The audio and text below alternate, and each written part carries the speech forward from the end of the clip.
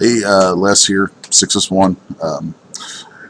Something I've thought about doing for a while and started to a couple years ago, but I don't know, just didn't end up following through with, was starting to record some videos of just like drawings and concept stage stuff. These people are always, well, not always, but a lot of folks tend to be kind of interested in where like the designs and stuff come from. What goes into some of the products that we do for the 3D content market and stuff like that, and just different kinds of projects we have going on. So anyway, I'm always telling people, younger folks who are coming up in this stuff, or guys who are wanting to get into it, will ask me things like, what do I need to do? And I always tell them, draw, draw, draw. And I just thought it'd be kind of cool to whip out some quickie little videos showing, my current sketchbook and, I don't know, just stuff that I'm doodling and ideas that may end up getting turned into a product or two or a character for a project or something. You just never know what it's going to be. But anyway, the sketchbook is kind of, that's where my brain is. So anyway, thought I'd flip up the webcam and, give folks a quick look. So anyway, we'll get this thing off my mug. And like, this is a quick sketch that went into the Fireball character, which we just released, like a week or two ago. It's an interesting little guy right here, kind of this sort of crazed priest character. We've got some whacked out ideas for where that guy's going to go. So let's see what else is in here. Kind of dig this chick.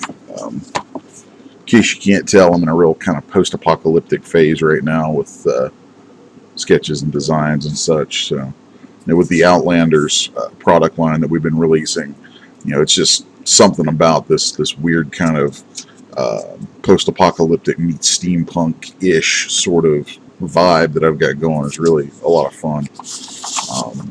Here's something, I don't know, just another idea along those lines. So I'm trying to keep this little camera kind of lined up here. It's the first time I'm doing this, so just bear with me. So she's kind of neat, getting something a little more tribal looking. Zoom in on her a little bit there. And just another expression of a similar concept next to her. Something about doing studies, female studies, just kind of fun. So then this dude right here, again, this is where kind of I dream on paper, and a lot of times the stuff that goes down, it may not even have like a full story to it, but I'll just start drawing, and wherever it leads is kind of what defines a story for a character. And really, it's the story that ends up getting me passionate enough to turn it into a product or a project of some kind. So this is just anatomy study. We'll flip on through that crap.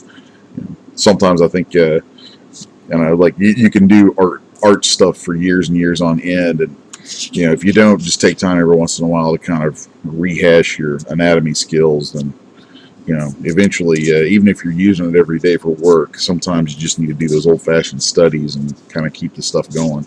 So it's kind of a little, I don't even know what to think of this guy. I just like the idea of taking a dude, kind of dressed for business, and then really making him dress for business. So no idea what'll come of it, but if anybody likes it, they can leave a comment or something. Then let's see, let's flip on this next page. And here's actually where I'm at right now. If I can hold this in here, I'm just gonna, kind of roughen in some stuff. You'll see, a little bit of just my approach to drawing this kind of stuff.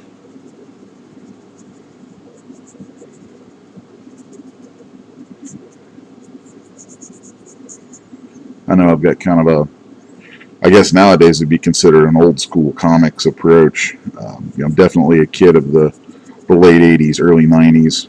Guys like you know, McFarlane, Jim Lee, Mark Silvestri, all those guys, just amazing artists, and you know, the influence of those guys on what I do is just, it's always there. So anybody don't like it, well, they know where they can put it. So I'm just kind of fleshing in some little kind of textural elements, and you know, I like the big buckles. You know, this is kind of a concept for I guess a giant glove that somebody might wear if they're like an animal handler, a dog handler or something, you know. But really, you know, big beastie kind of dogs or animals and that kind of stuff, because you know, monsters are really it's just kind of what I love doing most, is things that have you know, the big crazy over the top monsters and whatnot.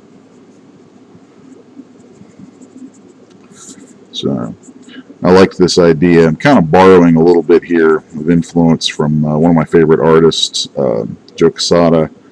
With there's a few different characters I saw him doing back in the mid to late 90s, where he was doing these different designs that had these thick, almost padded looking fingers. And as I was thinking about, you know, just this concept, that sort of thing came to mind, and I thought it'd be a good way to go.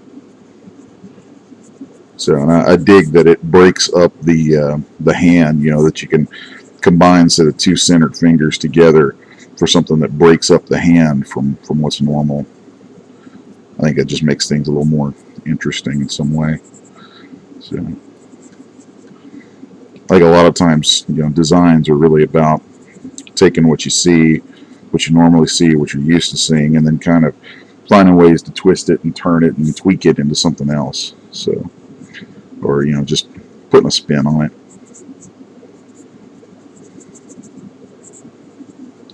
So anyway, there's finishing out a little bit of another concept, and there's probably going to be more to goes with this, you know, because it's an idea that's kind of stuck in my head right now.